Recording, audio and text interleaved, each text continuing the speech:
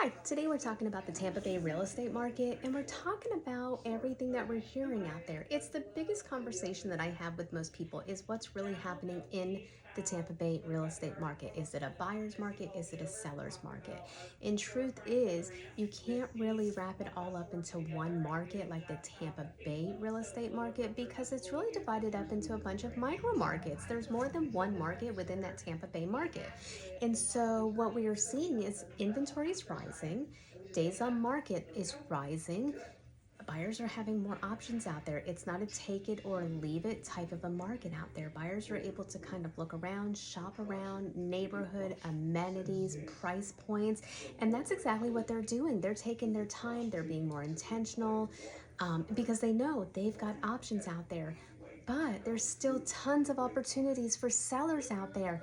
Don't let that scare you away because if you price your house strategically and you have a pricing roadmap, if you have a strategic pricing plan in place when you list your home and you recognize your micro market, you will be successful and you will sell your house. Couple things, you need to be ready to negotiate. Buyers are coming out and they're wanting seller concessions, they're wanting price negotiations, and you need to have an open mind and be ready to negotiate. You also need to understand your neighborhood. How long have houses been on the market? How long before they make it to the closing? What are they selling for? What is the condition of the home? You need to understand your micro market. This is not the same as a comparable sale. That is historical data. That is only showing us what a home similar to yours in an area sold for within a certain time frame. A micro market takes everything into consideration. It takes amenities, it takes school zones, it takes shopping, it takes access, it takes waterfront, parks, HOA, fees. It takes all of these things and it puts it into one little micro market. And that tells a story about your area. And you need to recognize that and you need to know everything about that. The other thing is you need to have an open conversation with your real estate agent.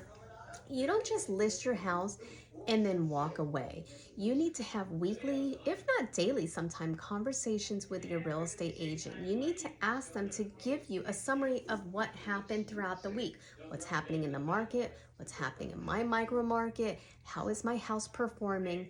Where is it being listed and advertised at? And what are you doing that I don't see, right? Like we see that it's on Zillow, it's on the MLS, and we see when there's open houses. But what are you doing that I don't see to push and promote my home to get in front of prospective buyers? These are all conversations that you need to have, and you need to have a really good relationship with your real estate agent. You guys should be like besties.